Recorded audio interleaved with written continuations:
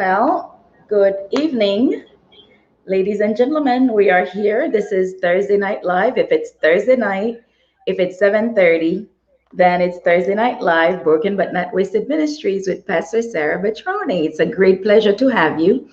And I want to wish everyone a happy 4th, happy Independence Day.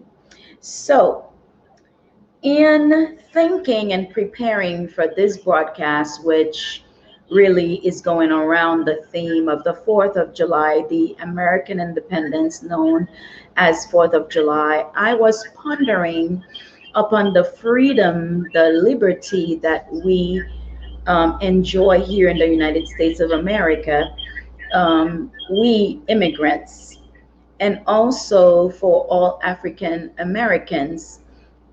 This was not always the case. All right. So I was thinking about one of the components of freedom. T'as pensé de une component de liberté ça que n'a joui aux États-Unis. And one of these components, one of those things that are very interesting in enjoying the freedom that we have is education. Now, we tend to take those things for granted.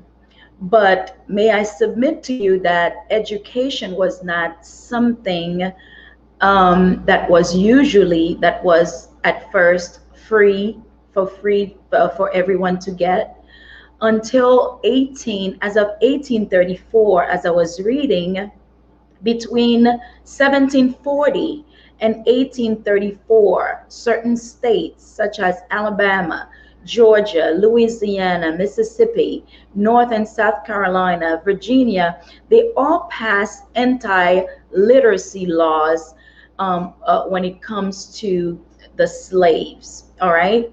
So South Carolina prohibited teaching slaves to read and to write for fear of insurrection, for fear that those slaves would actually sign up their papers, their freedom papers, and thus get away.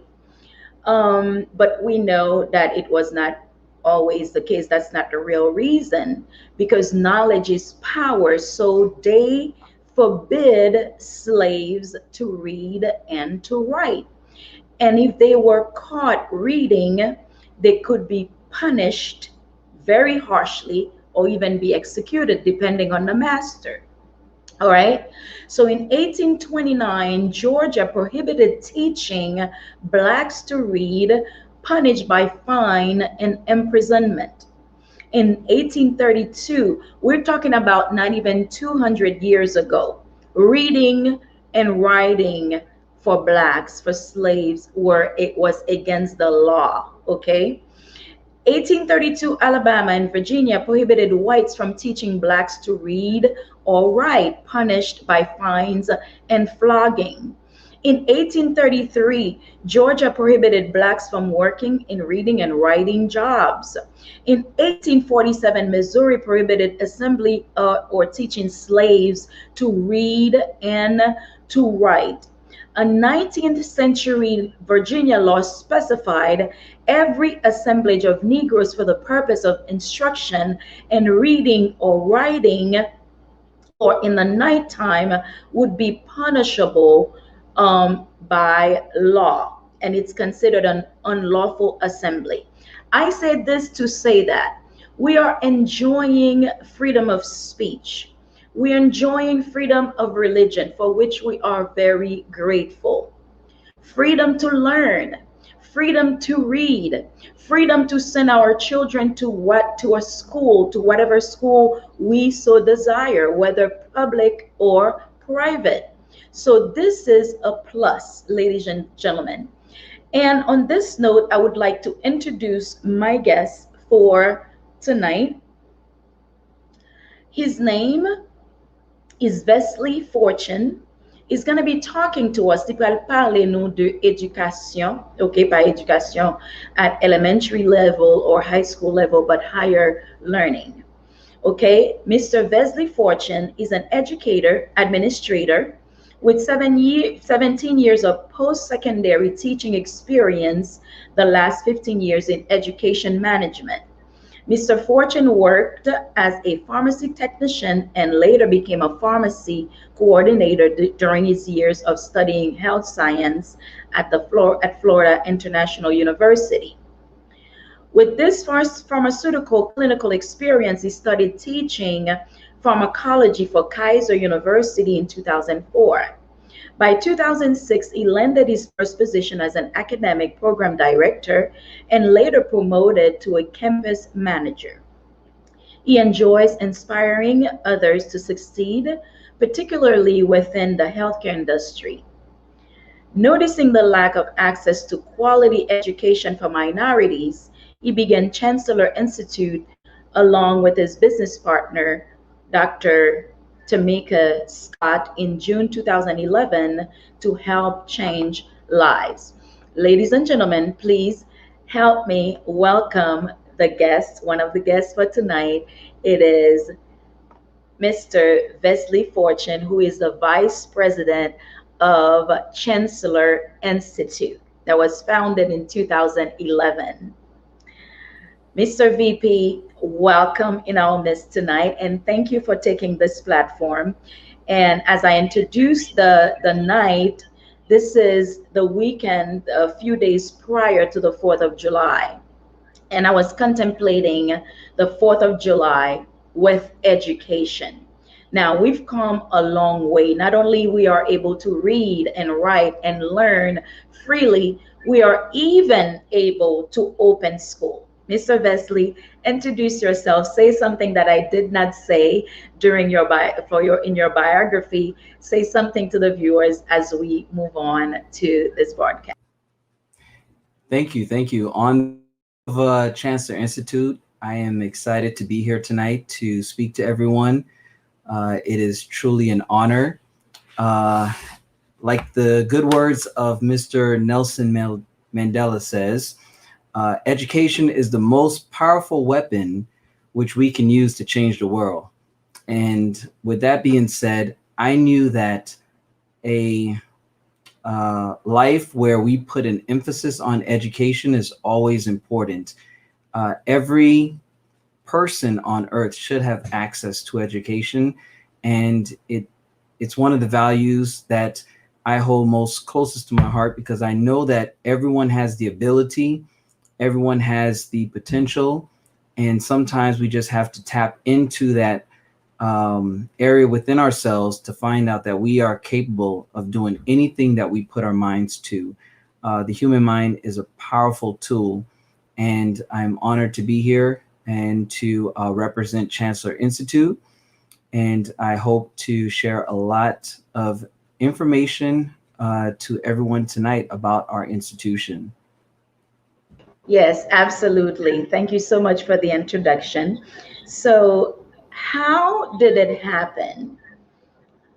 I know you said that you saw a need because of the lack of access to quality education for a certain population. So, how did it really happen? That institute, that institution stemmed from a need, was founded upon a need that you saw. Please tell us a little bit more about that. And ladies and gentlemen, please share the live as you come on. If this is your first time on this platform, we welcome you and we invite you to subscribe to the YouTube channel, Sarah Petroni, and also to share and comment on Facebook. We're going to bring Dr. Tamika Scott also during this broadcast. So, Mr. VP, please tell us exactly how it happened in the beginning.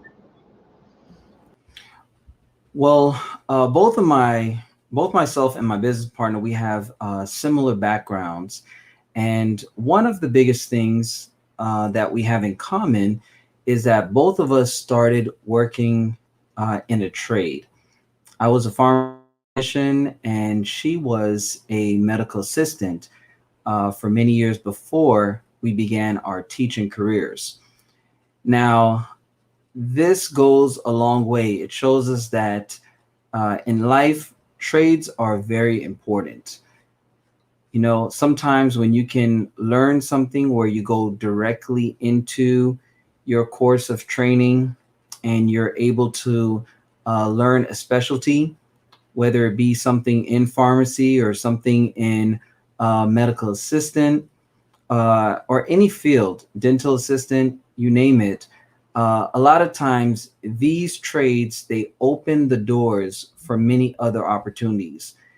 You have a lot of doctors today who one day they began as a medical assistant, began as a phlebotomist, and they evolved to that point.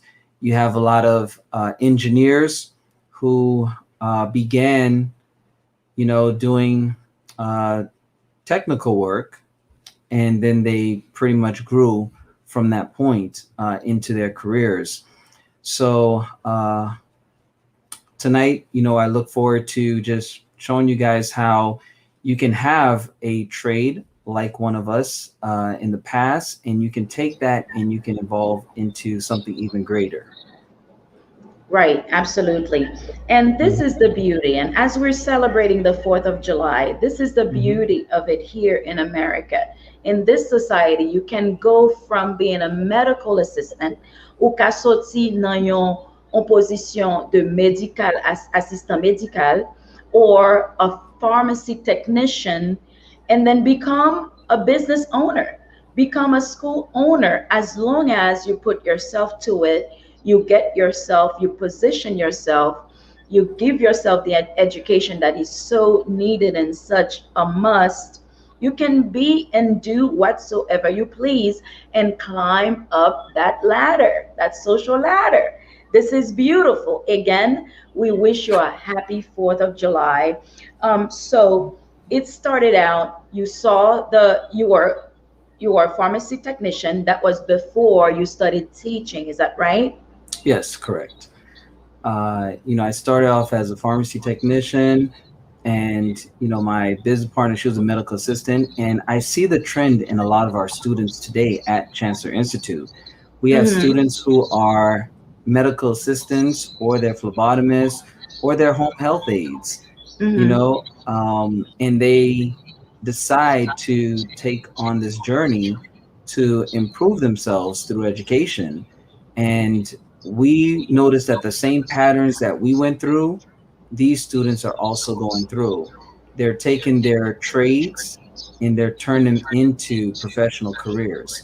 And that is something that's magical. It's something that is, it's a part of life that shows that a person is actually investing in themselves, and Mm-hmm. that's something that we as humans sometimes we forget to do. We forget to invest in ourselves. We worry about everything else. The cable bill has to be paid, or the I need to drive a nice fancy car today, but they typically forget what's truly important. And one of those things would be education, because it's a powerful tool that can get you an even better car tomorrow. It can get you an even better cable system where you have not only cable, but you might have cable, Hulu, and Netflix all at the same time. There you go. Why So not? Why not? why not have I love it. everything? You I know? know, I know. But you've seen the trend where people were having just a trade and they would move on Hmm. and to the next level of being a licensed nurse practitioner or RN or registered nurse. Have you also seen people who thought that they could not do it and they were stuck in that position, whether it's HHA or a CNA or medical assistant or just simply doing, little odd jobs? Have you seen people being stuck in that position thinking that they can do it because of Oh, different yes. reasons? I've seen it so many times. I've been Hmm. to clinical sites where you have CNAs that work on the floor, Hmm. and the LPNs that are working with the CNAs. I would overhear them sometimes. They'll say, "You know what? You would make such a great nurse," Hmm. or you know, you have so much ability, so much talent within you, because a lot of times as a CNA, just by observing what the nurse is doing day in and day out, you know, it makes it so much easier. If you wanted to go to the next level, you can, because Mm-hmm. you've pretty much absorbed so much knowledge, so many things Mm-hmm. you've seen, like um, changing catheters, you know, administering medications. A lot of CNAs, they witness all of these things. You know, even at the home, a lot of HHAs, they witness these things when the nurse comes in and takes care of the patient while they're there, or when they take the Mm-hmm. patient to a doctor's office visit. You know, they see a lot of these things. And I know a lot of times people in their minds, they know that they have the ability to do certain things, but Mm-hmm. then there's always going to be that factor of doubt, you know, that sometimes it makes people doubt themselves, like, well, maybe this is not the right time for me. Well, maybe Mm-hmm. I won't be great at this, or maybe I can't do this. And the moment you tell yourself, or the moment you are able to look at yourself and say, you know what, regardless of my doubts, regardless of Mm-hmm. my fears, you know, anything is possible if I put my mind to it. And that's Mm-hmm. where everything begins to blossom and grow, is when people actually invest the time and say, you know what, this time is about me. I have to grow, you know. And if other people are telling me, hey, you can do it, and I don't see that for myself, then there's a problem. Because if other nurses on the floor are telling you that, you know, you're a CNA, but you would make such a great nurse, well, they're probably onto something. And we may sometimes have to pause, listen to that voice, and say, you know what, maybe I should look into this a little bit further and do some research, and maybe try to see if there's uh, a a way or some type of avenue for me to actually embark onto this journey. Yes, because Mhm. sometimes it's about the fear. It's the fear factor, like you said, the Yes. doubt, doubting yourself. Well, I can never be, so I might as well remain. So, in my position, so it takes you seeing Hmm. it. It takes a coworker, a colleague that is higher up in a position to see the ability, to see the Hmm. potential, and to tell that nurse, that HHA or that CNA, you'd make a great nurse. I would like to see you work one day in that position next to me, or what Hmm. have you. So it is wonderful Exactly. that you did that. And you did say, it says it in your bio, that you love to inspire Yep. others. And you have to take a Um, chance, that, you know. that's without any doubt. So, how Mhm. was the process of opening an actual school? I know here you are, you find somebody who has the same inspiration, who has the same dream, qui gen même rêve lan, même aspiration, that hey, we can do something for this particular group of people. So, where did you start? How hard or how easy it was pour te percer to get into that business and to become a school owner or co-owner along with your partner, your business Okay. partner? Well, my business partner and myself, we know that the journey of starting a school is definitely not an easy journey. Mm-hmm. And a lot of people have went into the journey and tried to start a school themselves. Um, Many people, they probably have been in school, or they probably been in operation of a school, let's say 20, 30 years. And Mm-hmm. still, something as simple as, well, I wouldn't call it simple, but something as vital as accreditation is not really what they're trying to obtain for their institution, because they know it's a lengthy process. Whereas something like accreditation, it meant so much to my business partner and I. We said, we are here to run our institution like every other major institution. I remember when we first started our school, as two minorities. She's a minority female. And, you know, when we first started our institution, we applied for the name chancellor. And the state actually told us, or the Department of Education told us that, you know what, we cannot approve that name. And at the end of the day, we had to fight for just the name, because that name was exclusively for, uh, that name was exclusively for prestigious state universities and colleges.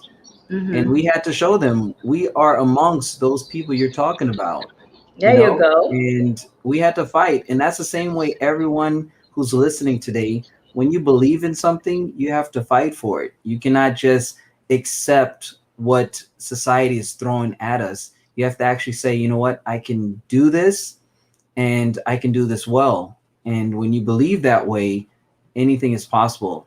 Far as if someone were to ask me today, hey, I would like to open a school, first thing I would ask them is, well, are you willing to fight? Are you willing to put up that fight? Because it's not an easy process by far. And you have to invest so much time before you even see anything out of it. The misconception is that a lot of people think the moment they open their doors, customers will come running in, clients will come running in, students come running in, and the money will just pour in. But it doesn't work that way, because you have to invest so much into your school before you can even think about any of those things. You have to think about situations like, well, how does my lab look? Is it a representation of what we see in today's workforce? You have to provide the students with real life simulations that allow them to learn and to be competitive in today's market. And it's not just about entering a building and giving students books to read. It's not about that. It's about giving them the experience that they need to be successful. And so you have to, as an owner, you have to say that if that's a route you want to go into, you have to not think about the money or making money, because that should be the last of your thoughts. The thing that you have to think about first is, the name that you're putting out into the community, what will that represent? And that's how we felt at Chancellor. We wanted everywhere our students, our graduates, our alumni, wherever they go, we want them to be proud and say, you know what, I am a Chancellor. And a part of that is, having a school that is that puts the students first, that puts the opportunities and the outcomes that the students can possibly have first.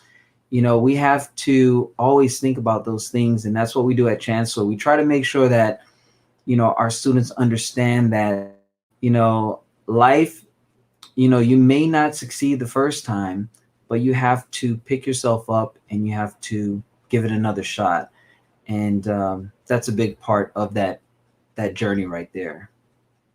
And my congratulations to you, because you stuck. Okay, you stuck with it. You stayed. You had a vision and you ran with it. You did not let yourself get intimidated or discouraged Mhm. in any way. You just pursued. You stayed on course until now. What is it? 10 years later, you are able to see the results of your efforts. Congratulations. So I am Thank going to you. bring Dr. Scott on right now. So I will be putting her on screen, but first I would like to tell you a little bit about Dr. Scott. Um, Yes. she is the president of Chancellor Institute in Margate.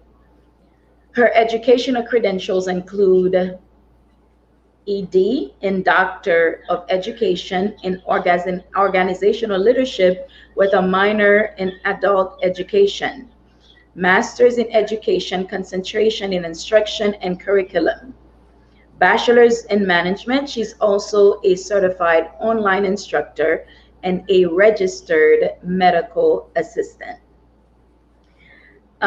So basically, they started both VP Vesely Fortune and Dr. Tamisha Scott. They started Chancellor Institute as a private post-secondary institution in the summer of 2011. And their careers began with career technician education as allied health practitioners. Okay, and after practicing in the fields for many years, they both became educators in a multi-billion-dollar industry. Later, they became counselors for several private career technical schools, and after consulting with investors for school development in the private sector, they both decided to birth the Chancellor Institute, and here they are 10 years later. Dr. Scott, you're going to be on camera. Please help me welcome Dr. Tamika Scott. Yeah. I came up anyway. Welcome to you, and thank you for coming on. Thank you. You're quite welcome. You're quite welcome. Excuse my appearance. I do apologize. I've had a very long week, and it's Thursday.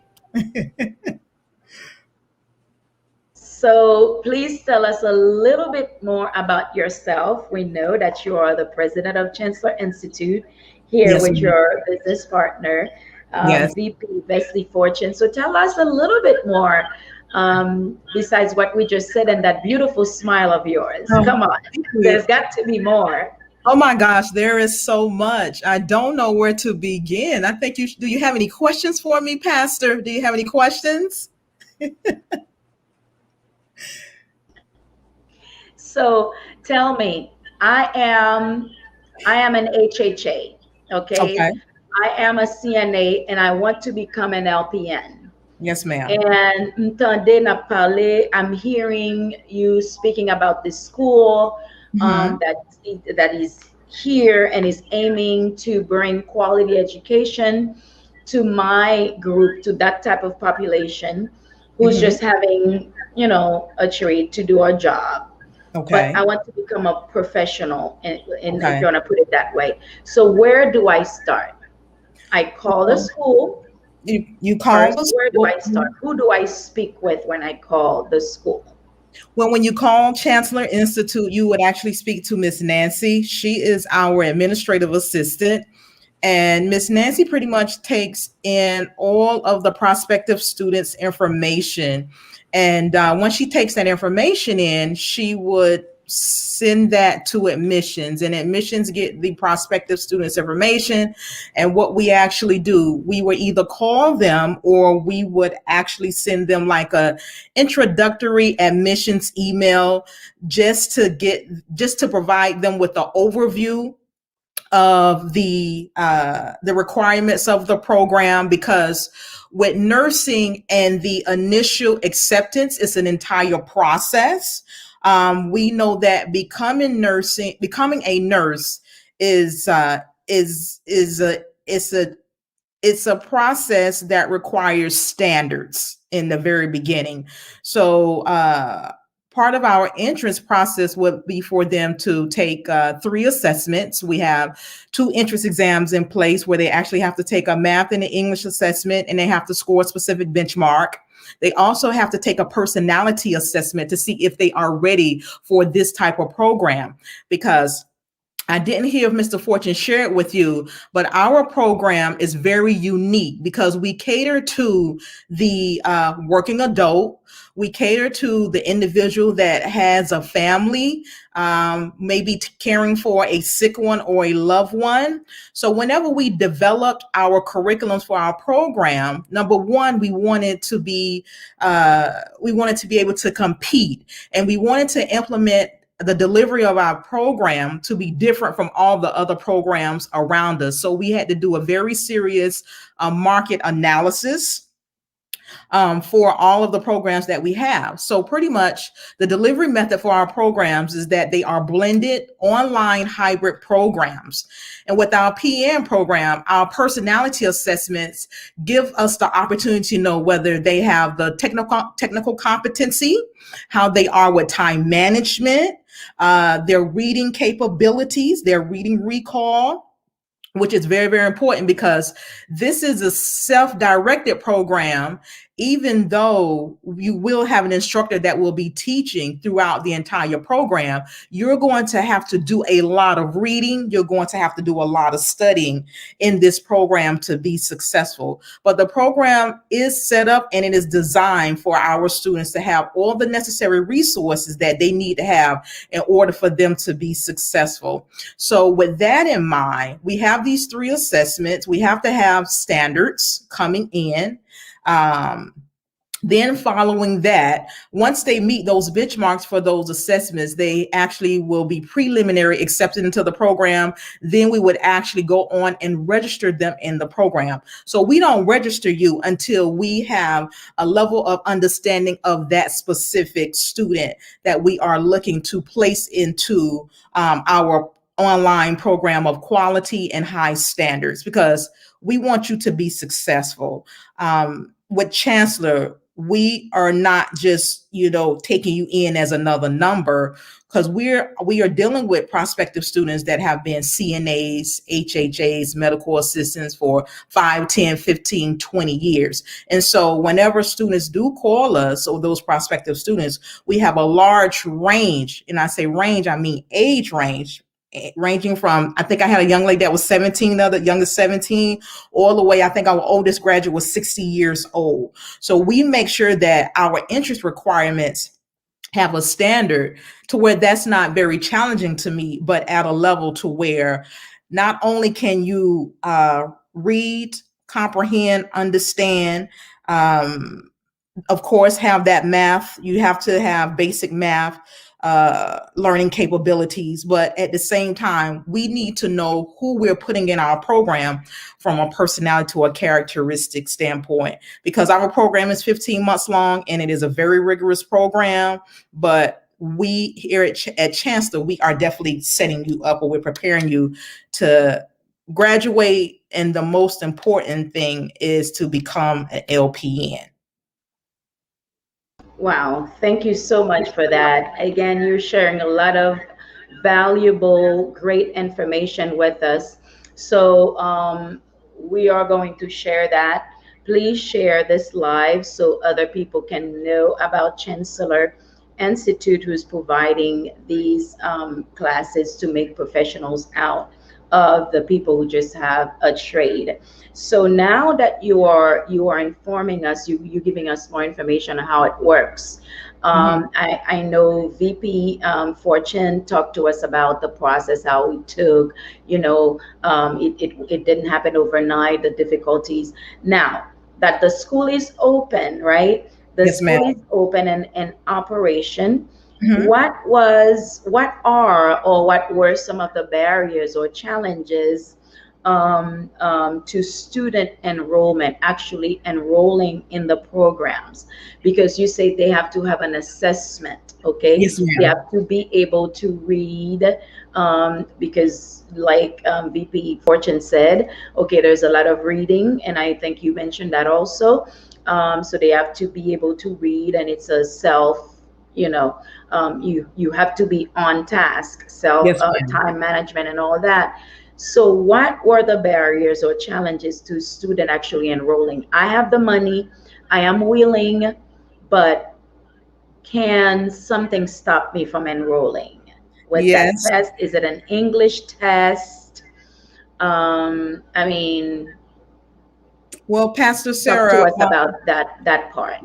one of the challenges that I notice students do face when they apply to the program, of course, they have to meet those benchmarks of the assessments.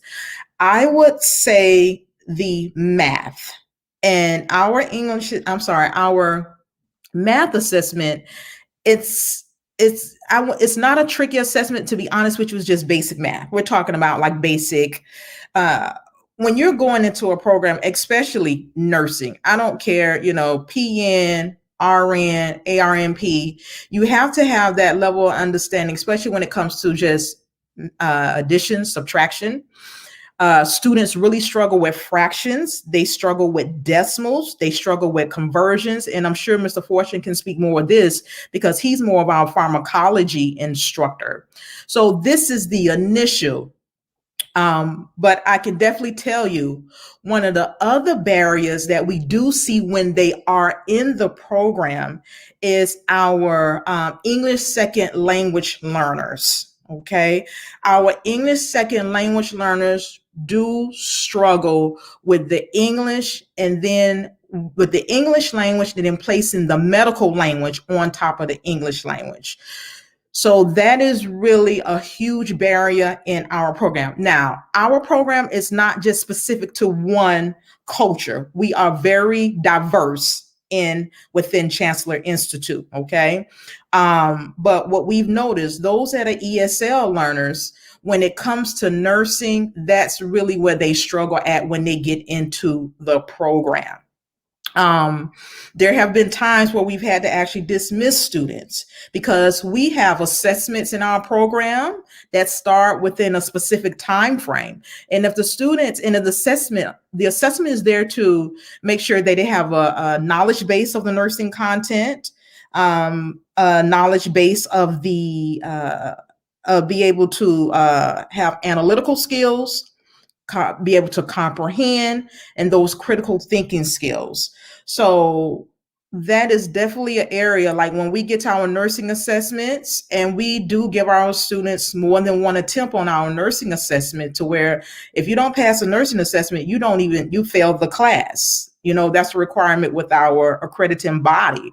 So there have been times where we work with students, but for some apparent reason, they really struggle with the English part and then putting that medical language on top of it. It's more like you're still learning the English language. Now you have to adapt and learn the medical language. And I think that's really where many of our ESL learners get stuck at.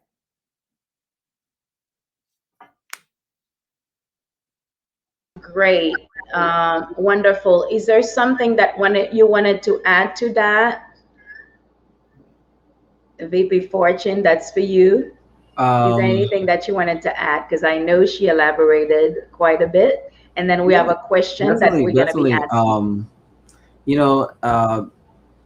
Definitely English learners of when they come into the program, they have to come in with a mindset that because their primary language is whatever it may be, as she said, we have students from all parts of the world.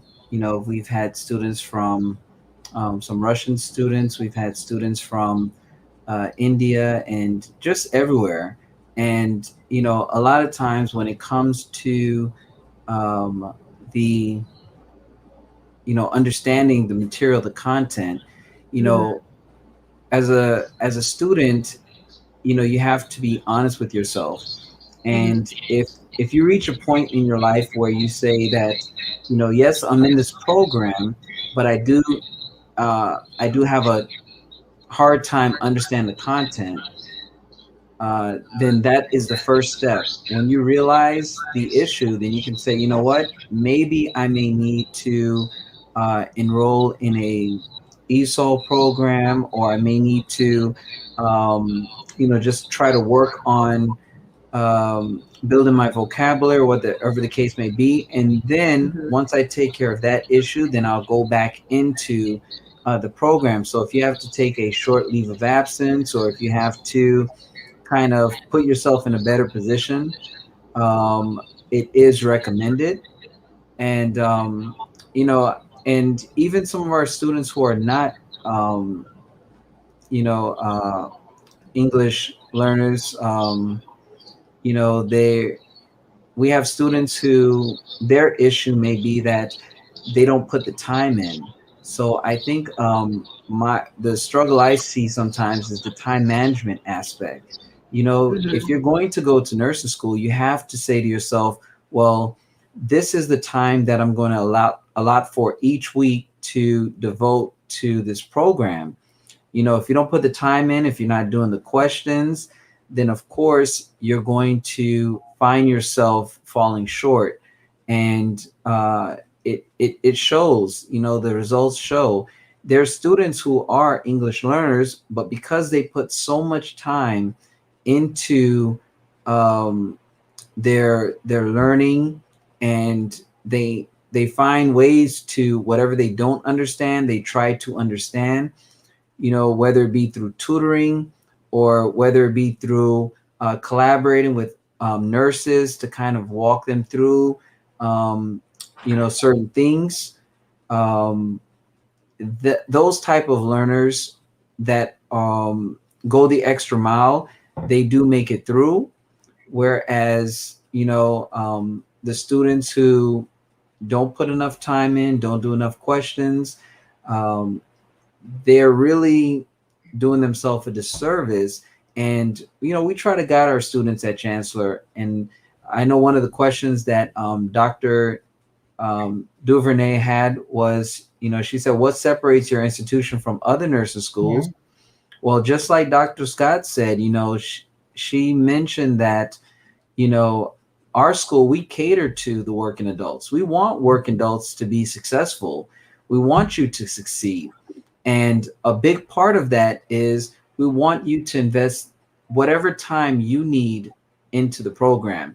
I remember when I was taking pathology in college, and one of my friends, he's a doctor today, he would always say, "Oh, Mr. Fortune," or at the time he used to just call me Vesely. He'd be like, "You're so bright. How do you study for half of the time that I spend, but yet your grades are better than mine?"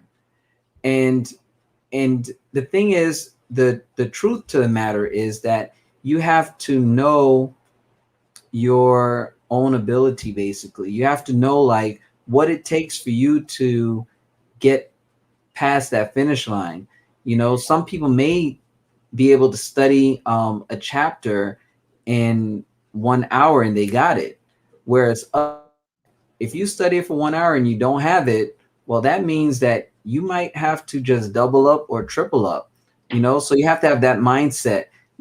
And like I said, I use my friend as a reference because he's a doctor today, and he referenced me as a fast learner because I would take the content in and I would quickly pass an exam, whereas he took his time and he put in so many more hours than I did. But at the end of the day, he still passed that finish line where he's a doctor today. So sometimes you have to know what you're capable of doing, and if you have to invest the extra time, it's just something that you have to sacrifice, something that you have to do. There's nothing wrong with having to take more time to learn something. Absolutely. And I do understand what you're saying. Hmm. You are saying that you have to have the student or the prospect student must have not only responsibility, but I would say foresight and insight into what needs to be done prior to enrolling in that program. So, like you said, that student does not do a disservice to himself or herself Hmm. and enroll and kind of waste time and waste money, right? Mhm. And then Correct. be disappointed later when in actuality they could have succeeded had they taken the time to fill Hmm. all those little voids, whether it's in the language or math or what have you. Is that what you're saying? Yes, pretty much. Yes. If you notice that you're falling short somewhere, and you know, let's say for instance you had your first and you got a C on that first exam, you have to evaluate that. You have to do a self-assessment on yourself and say, you know what, this week I took 3 hours to study. Maybe that's enough because I'm just getting a C. And you may have to put more time in order to monitor that and see if there's progress. Next week, try to double that time up. Instead of 3 hours, put in 6 hours and see what the outcome is. So you have to know which methods are going to work for you. Dr. Yes. Scott? Yes, that makes Um, sense. you know, Another question: do you provide tutoring for the students who are struggling either with English or math? Is there um, something like that, a program? Uh, where you Ms. tutor those students or help them out so they can get into the program? Yes, Dr. Duvernay, when it comes to the English now, with our program, when they come in, it's a career technical program and it's a short-term nursing program. Technically, PN programs in the state of Florida are 12 months. Ours is 15 months. Um, so it's considered more of like a vocational technical program, and we're a private entity. We're not public, so we don't get a whole lot of funding as your public institution. So therefore, we don't tutor in the English part. Now, Mr. Fortune, him being the pharmacy, he over the pharmacy department, he does tutor in math because with pharmacology nursing, you have to know decimals coming in. Remember, that is the entrance requirements. Okay, so we are a step above the high school, even though you do have some high schools in South Florida like Broward that may offer some PN programs. But for our program, we want you to have those things prior to coming in. Because if you've already been out of school 5, 10, 15 years, you would definitely have to go. You might want to go to Atlantic Technical College or Sheridan, because our program is to get you in, get you prepared, and get you licensed and get you on your way to you having a better paying job for you as well as your family, self growth, okay, personal growth. So our program is more of career, getting you ready for a career instantly. So we don't do English tutoring. Mr. Fortune, he does handle the math tutoring because we Mhm. have that. Because nurses have to know pharmacology. You're going to be administering medications. You need to be familiarized with dosages. You need to be familiarized with conversions and so forth. But the English part, we definitely don't do any tutoring for that because we just don't have the resources. When it comes to private institutions like ours, we just really don't have those resources to where we can tutor them in English. Saying You're thank you welcome. so much for providing that information. Now Yep. let's get into the nitty gritty part. What about finances? How much? I mean, I think I had the screen here. Hold on, let me try to share my screen. Hold on. What are we looking into getting into that program? This is your website, ichancellor.org, if you guys want to check it out. All right. It gives you the about us. Okay. It tells you everything about the organization, the institution. All right. These are graduate students. I think I saw some in labs also. I'm not gonna have a chance to go through the pictures, but pretty much that's the website, ichancellor.com. I'm sorry, .org. Or ichancellor.org. ichancellor.edu as So well. what does it Mhm. take financially to join a program, that 15-month program? What should one expect financially? Is it a hard tough financial burden, or is it manageable? I would think that it's manageable, Pastor. Our program is the total cost without textbooks is 13,700. So we have payment arrangements in place for our students, but we pretty much have them to put down a certain amount, and their monthly payments usually average around about $500 a month. Now, at the end of the 15 months, some will go over into maybe 16, 17 months, depending upon their academic behavior and their academic progress, pretty much. But I think our program, when we look at other private institutions around us that are offering LPN, you may have some that's offering it 10,000. Then you may have those universities offering it $30,000. We are not currently a Title IV funded school. We are working on that process. But I can definitely share with you that our students that graduate and did not have to accumulate any student loans, they are so happy and excited to be able to get their salary, put it in their pocket, other than them paying taxes on what they've gained as far as a salary. If they are making $40,000 a year or $100,000 a year, they owe no money to the government, and they invested their hard-earned cash, and they was able to do that over about 17 months. So I think that is a great benefit. Now, I can definitely share with you this, because I'm very transparent, Pastor, is that whenever we do get approved for Title IV funding, our tuition is going to increase. Okay. But we don't add, some students we may add textbooks in, because we do have funding resources available to students in addition to various payment arrangements. But for the most part, we work with our students, because we tell students this often, is that true enough, we're education, but we're business first. We have to keep the doors open. Okay. We have regulatory bodies that we have to pay annual fees every year. So again, we're education. We do a phenomenal service to the community, but we are business first. But I think our program is very affordable when we're looking at other institutions around us. And again, you coming out as a licensed nurse, I mean, you're worth your weight in gold. You can branch out into any area. You can go and get your RN license. You transition over, and a nurse will never be without a job. That's the great thing about it as well. You know? Yes. Okay. So go ahead.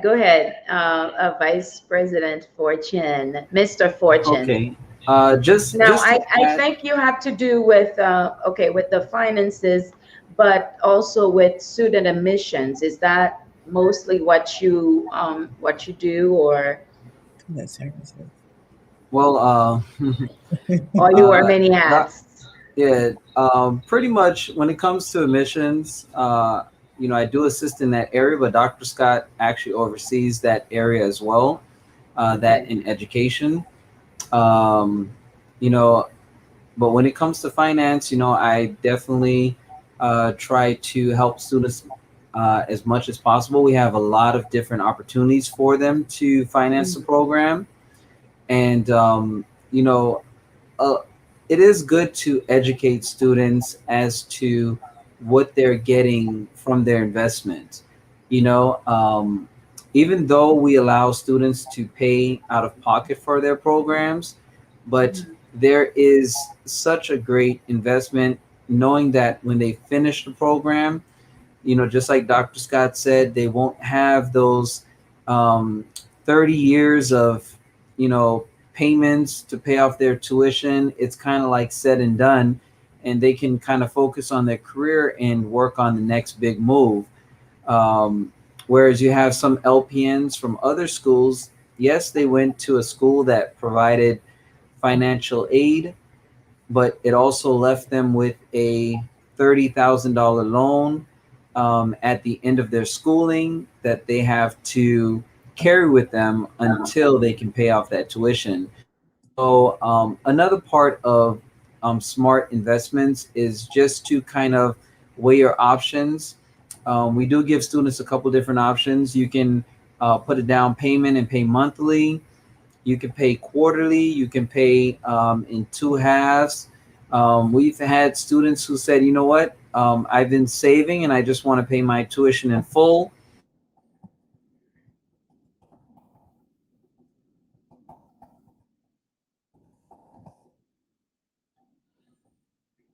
Oh, Vessel, we cannot hear you. Oh, can you hear me now? I'm sorry. Yeah. I was just I was saying that the investments that students put into themselves, we try to place students in an opportunity where they have different options. When they're done with our school, at least they know that they don't have to pay 30 years of paying off their student loans. And they know that if they went to another school, for instance, they would have finished the program and probably would have still carried a $30,000 loan with them for the next 30 years. Whereas we make it so that when the student complete our program, it's said and done, and they can just kind of focus on their field and what moves they want to make next, what growth opportunities they want to focus on next. Now, we have other programs too that allow students to even finance the program over 5 years if they're looking for a low tuition rate each month. And that's a great opportunity because at For least they five have, years, you said. For yeah, five they years. can all the way up to 5 years, but Wow. that is a great opportunity because it'll give them a low payment, number one, and a few years after they're done with nursing school, their tuition would have been paid in full as well. So it's not something that they have to carry on with them for 20, 30 years, just trying to pay off. And that's pretty much it. There is a lot of opportunities. Our in-house tuition is at 0% interest rate, so that also makes it comfortable and easy for students. Whereas if you went to a private lender, they'll charge you anywhere from 10 to 25% interest rate, which is, Mm-hmm. it's excessively high, and it's not necessary if you can avoid that cost. Right. So, Mhm. what is the school data on timely completion, retention rate, and passing the state board? Okay, that is So, a Dr. you Scott and question right Dr. Scott. there. Hmm. In regards to timely completion, I would say anywhere from 16 to 18 months. Our retention rate usually averages in the high 80s, low 90 percentile, and our passing state board rate for the past 2 years have been sitting at 100%. So we work extremely hard with our students. 100% Yes, passing rate. ma'am. Yes, ma'am. Wow, So that is yes, impressive. we Congratulations, you guys. thank This you, is impressive. and we're hybrid. We're online and on ground, so it's even other school owners are impressed at what we've been able to do or accomplish.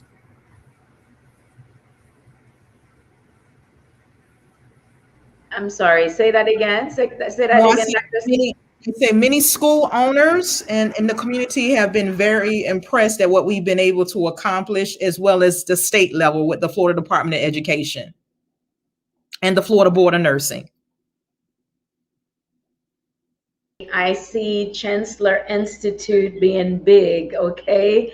In the next years to come, and as hard as you've worked to establish it, you've worked to maintain it, and Yes. you can only go forward and move in Yes, ma'am. success.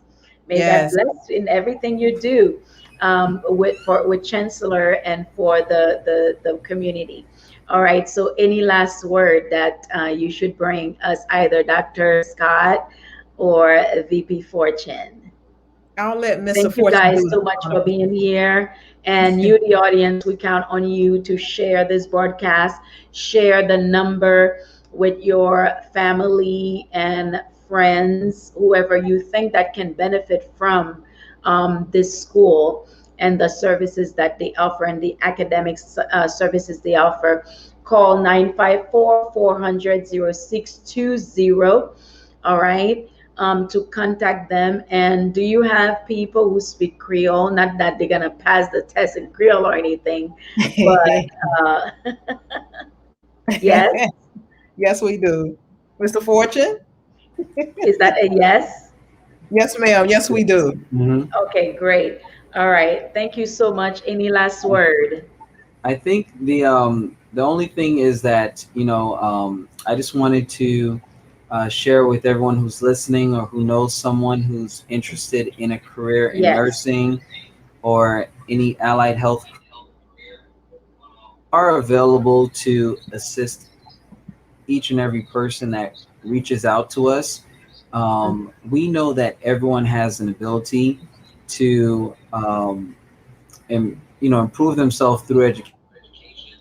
That's why I definitely that quote from Nelson Mandela is that, basically we have a powerful tool to gain access to education. And if you have the opportunity, you should go for it. Now, someone asked us a question if we have any Yeah. national accreditation, and the answer to that is that we do. We are accredited by ABHES, and basically some of our future plans is that we are planning to undergo a name change from Chancellor Institute to Chancellor College.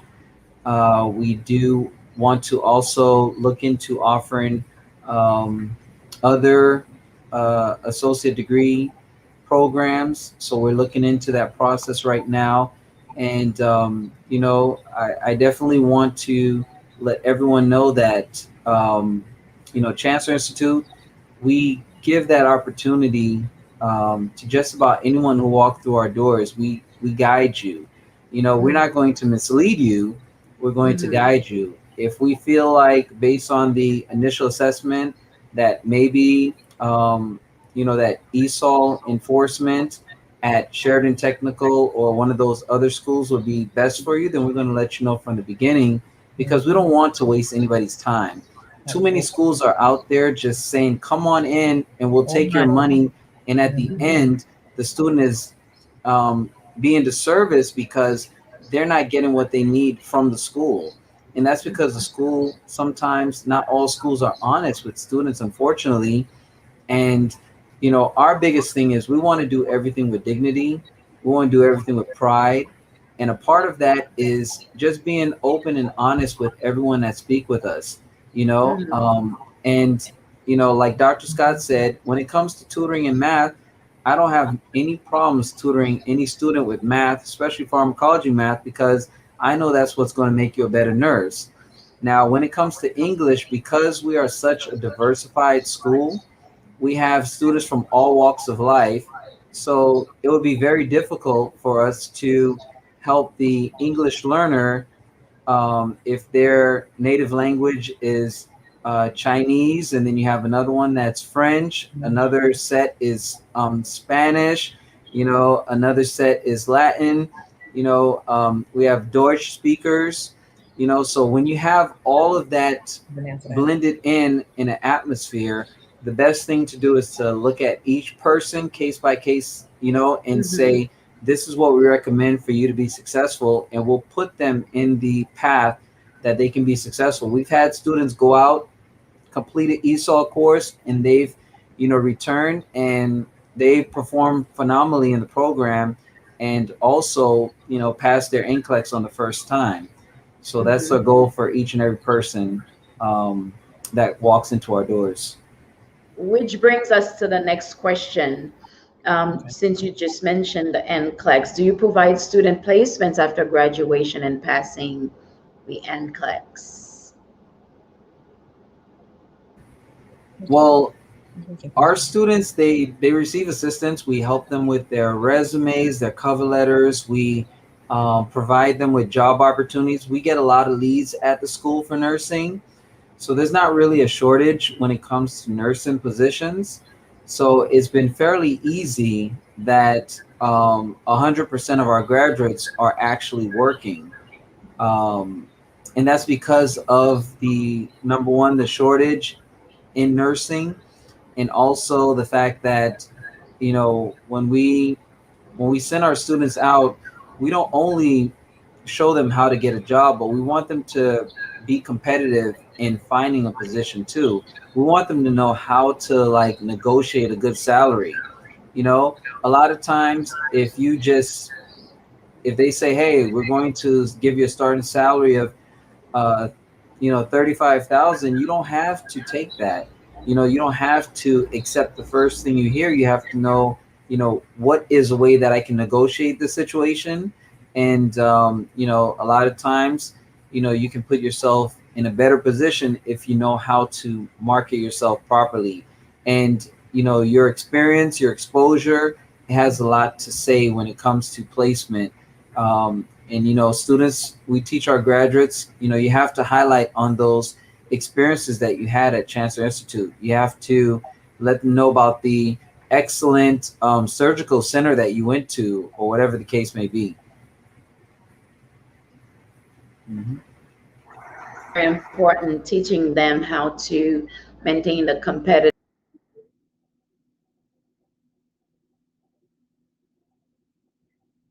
If I'm not mistaken, that covers it. Thank you guys for your question. Thank you. And I think Mr. Fortune answered that question. No, Dr. Scott answered that question, I believe. So that brings us to the end of this beautiful, nice, informative, educative broadcast. And again, I wish the team here at Broken But Not Wasted Ministry wish everyone happy 4th of July. Be safe out there. Yes, have time with the family, have time with friends, but be sure to be safe. Safety first during those festivities. Again, uh, ladies first, Dr. Scott, thank you so much for being here. Well, you're welcome. It's been a pleasure. Thank you so much for being here on this platform. You were you give us valuable information. Et sou konon moun ki bezwen al nan l'école LPN ou bien RN, nous dit, nous met recommander l'école sa Chancellor Institute. Yo di que yo gon passing rate en pourcentage de le monde qui passe test là. OK? Board là 100%. Yo retenu élève yo, c'est pas que élève yo juste entrer dans programme et puis après 2-3 jours yo sorti, yo retenu élève yo à 85-90%, which is very good, which is a very high rate. So congratulations once again, and only in America can you come from becoming from a medical assistant, from a pharmacy tech to becoming a business owner. Okay, that is wonderful, and we celebrate it again, the Independence Day for America. Okay, God bless you guys. Yes, we've already answered those questions. Thank you so much for being here. We thank you, and anytime this platform is open to you, may you return at will. And I wish you all the very best. May you prosper in everything that you do. You said you soon we're gonna have financial aid, so may that work out beautifully well for you. And may you have many more students. May your student body grows, and that you become that phenomenal. Thank you. She's like, yes. Thank you. You guys have a wonderful night. Thank you so much again. It's been an honor. Thank you for having us. Thank you. Yes. Thank you so much. And we come to an end of this wonderful broadcast. Again, I'm going to ask you to share the broadcast, comment, like, whatever you need to do. Parce que gen moun ki besoin avancer, gen moun ki rete stock non seul niveau, non seule dimension. Mais bon Dieu voulait pour nous prospérer à tous égards, comme prospère l'état de notre âme. Ça veut dire socialement, faut nous prospérer tout pour nous capables de vivre meilleur sous terre. Et c'est dans l'optique ça que nous menons Thursday Night Live Baou. OK, parce que nous pas arriver dans le ciel, nous vivre sous terre toujours, so certainement, faut nous capables de capacité pour nous vivre normalement, Jean mon Dieu voulait pour nous vivre sous terre. May the Lord bless you. I will see you tomorrow morning. Jeudi, c'est 1er juillet. Demain, 2 juillet. On a commencé d'emblée le mois de juillet. Nous disons, bon Dieu, merci pour ça, pour cette deuxième partie de l'année que nous entamé. Nous avons passé 6 premiers mois. Nous avons entamé 6 deuxièmes derniers mois de l'année. Nous disons, bon Dieu, merci pour ça. So, d'après demain matin, si Dieu le veut, que le Seigneur te bénisse, qu'il te garde, que le Seigneur fasse luire sa face sur toi, qu'il t'accorde sa grâce, que le Seigneur tourne sa face vers toi, qu'il t'accorde sa paix, au nom de Jésus. I'll see you in the morning, God willing. Good night. And again, happy 4th of July. God bless you.